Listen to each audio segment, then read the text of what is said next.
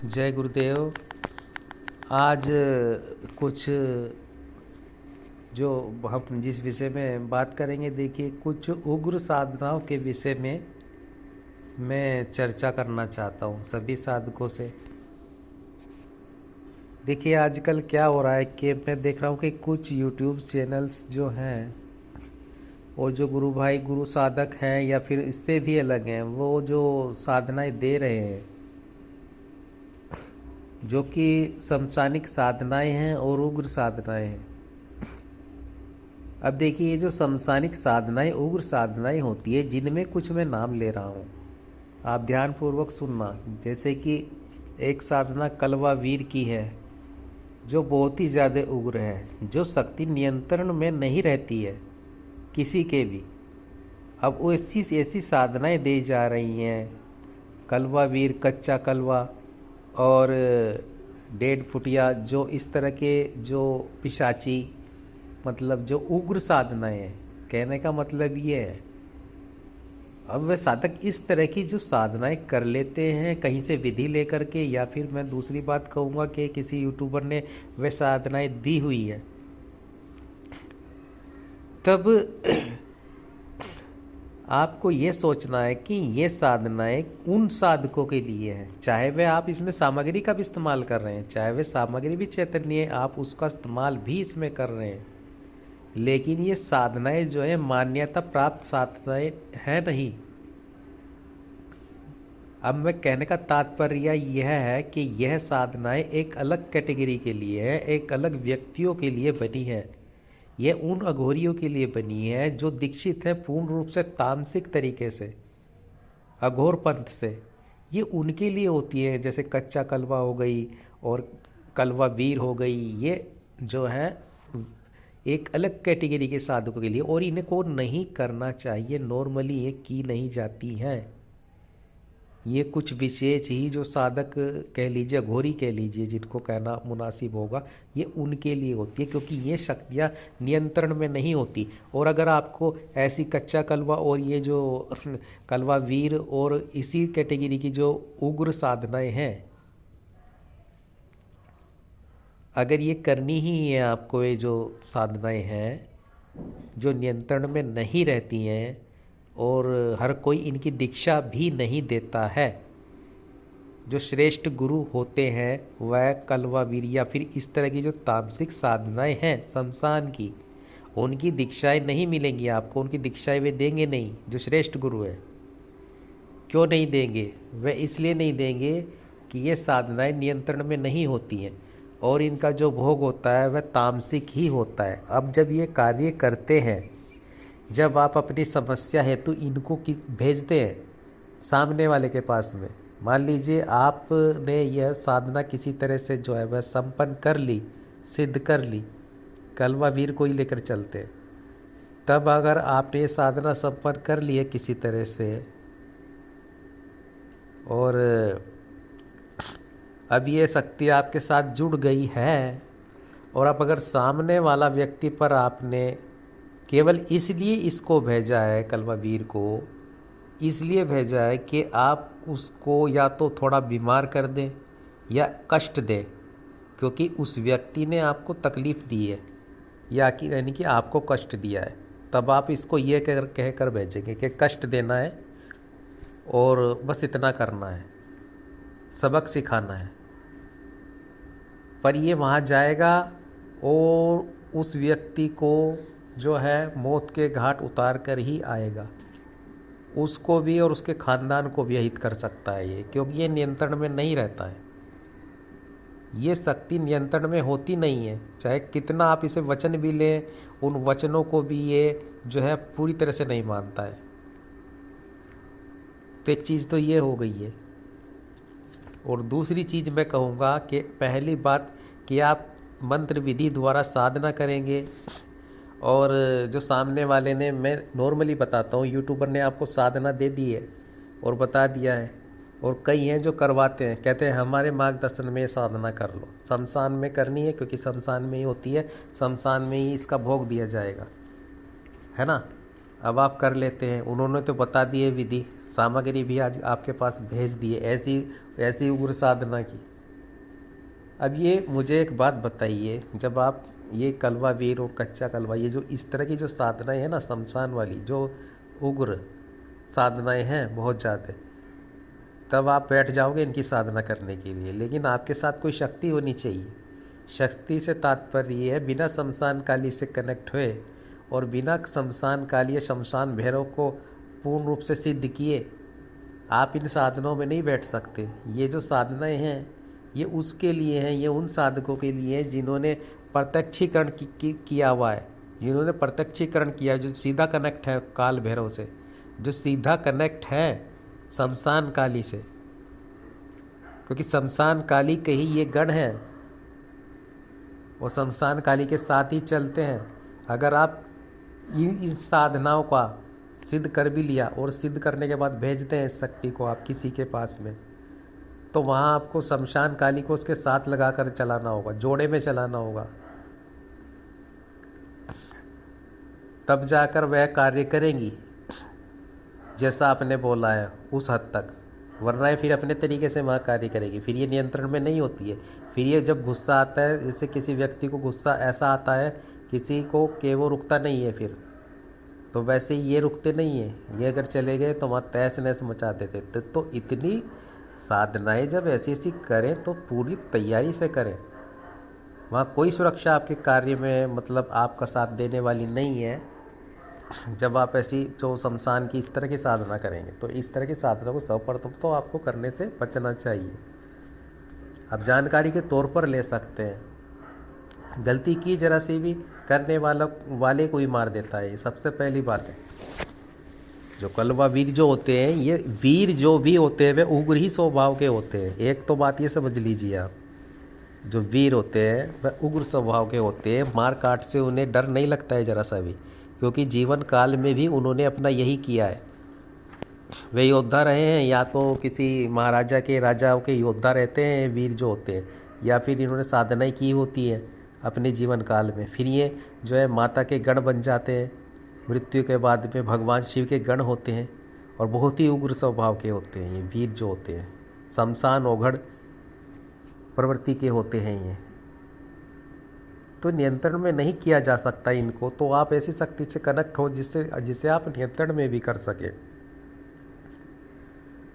तो इतनी खतरनाक ऊर्जा को आप जब नहीं संभाल सकते हैं, तो ऐसी ऊर्जा को आप कार्य लेने हेतु ना जाएं, मेरा कहना यही है।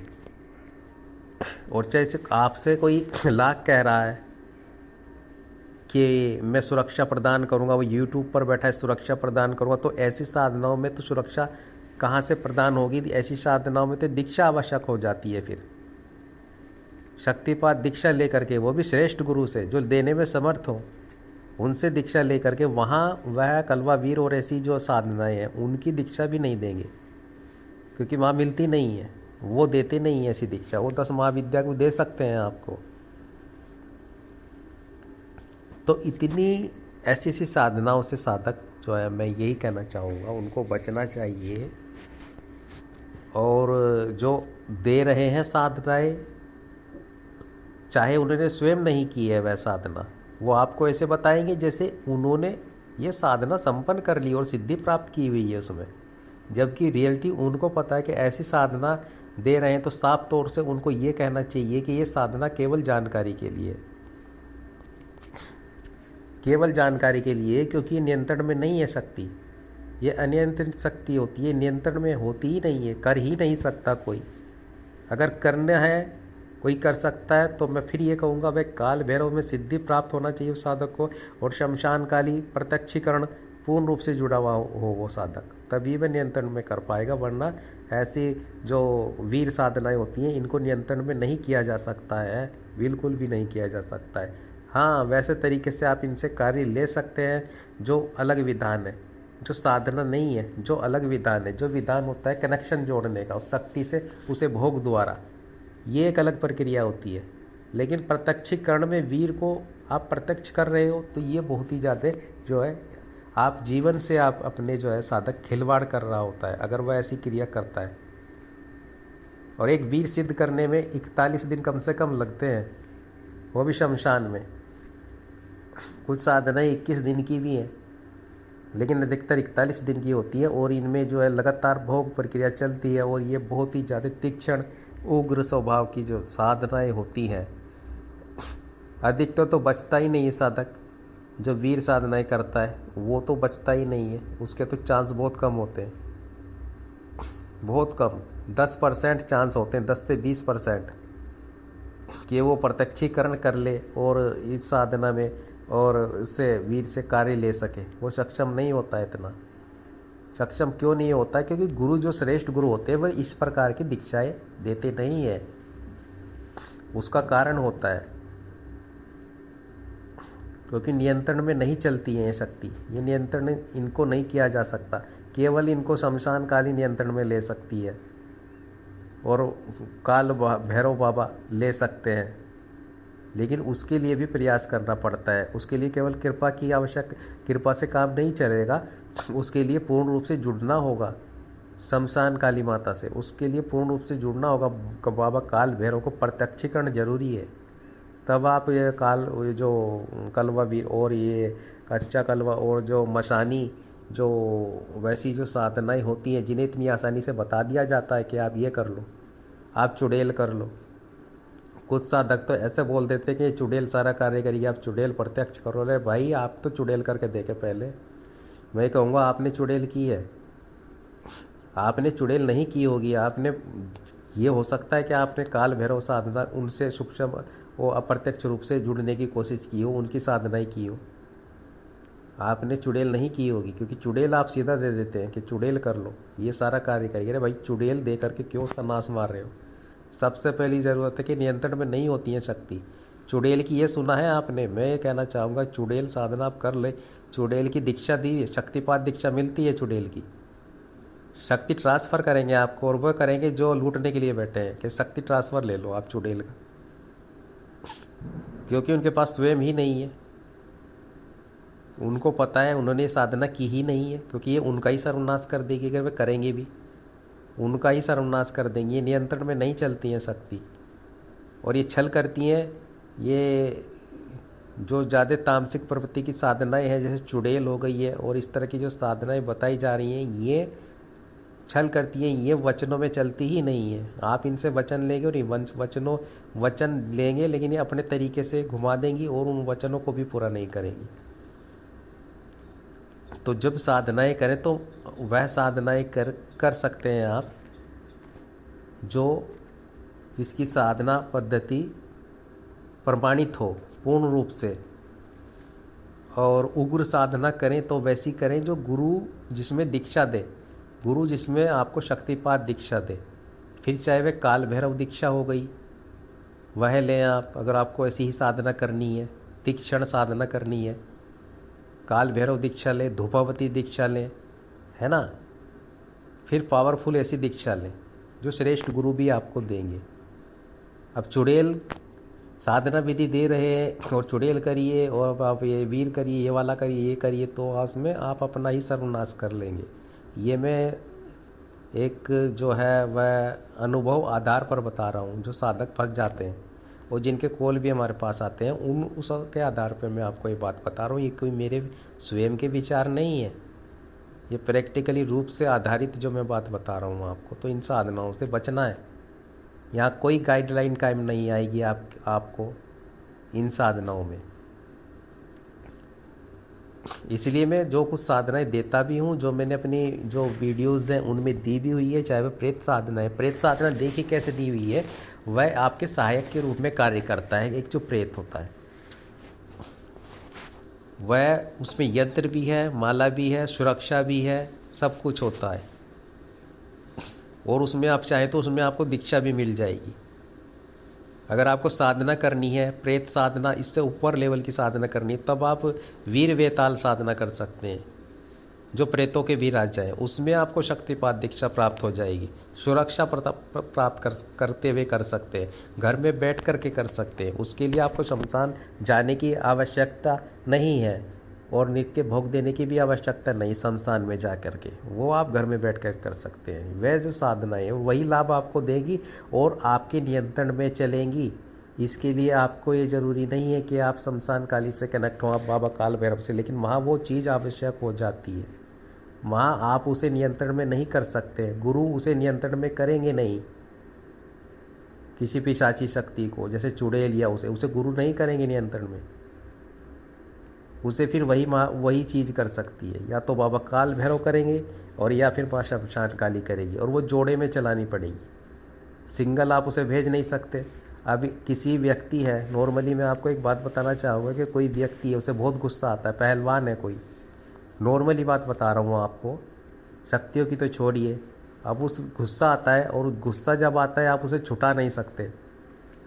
आपने चाहे आपके किसी मित्र पर पैसे उधार है, वो नहीं दे रहा है, धमका रहा है, बार बार फ़ोन आप कर रहे हैं, अब वो आपको तड़ी दे रहा है, तब आप क्या करेंगे? उस पहलवान मित्र को आपने भेजा उसके पास में, आप में सामर्थ्य नहीं था, आपने अपने पहलवान मित्र जो है, वो जिसने बॉडी बनाई हुई है, जो सक्षम है पूर्ण रूप से हट्टा कट्टा, उसे आपने वहाँ पर भेजा पैसे लेने के लिए।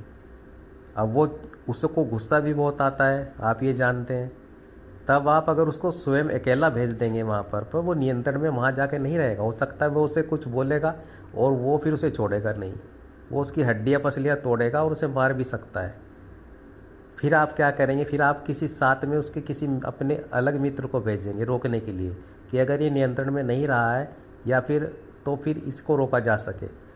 तो वह तो शक्ति है। अब उसे एक पावर हाउस है, एक इतनी विस्फोटक, ऐसी इतनी उग्र शक्ति है जो एक क्रोध का स्वरूप ही होता है, जो वीर होता है। और उसमें भी अगर कलवा वीर का नाम ले लूँ मैं, इतना क्रोध होता है, इतना कि आप हल्की सी उंगली करोगे, हल्का सा वो करोगे तो वो छोड़ेगा नहीं, वो हड्डी पसली नहीं तोड़ेगा, वो सीधा नाड़ी तोड़ देगा उस व्यक्ति की जिसके पास आपने भेजा है। तो इतनी खतरनाक शक्ति होती है। तो उसे नियंत्रण में करने के लिए वहाँ शमशान काली को भेजना पड़ता है, उसके साथ में जोड़े में वहाँ बाबा काल भैरव को भेजना पड़ता है नियंत्रण करने के लिए, उसको नियंत्रण करने के लिए। वहाँ आपके वचनों में नहीं बंधेगा वो। तो ये चीज़ें होती हैं, हकीकत जो मैं बता रहा हूँ।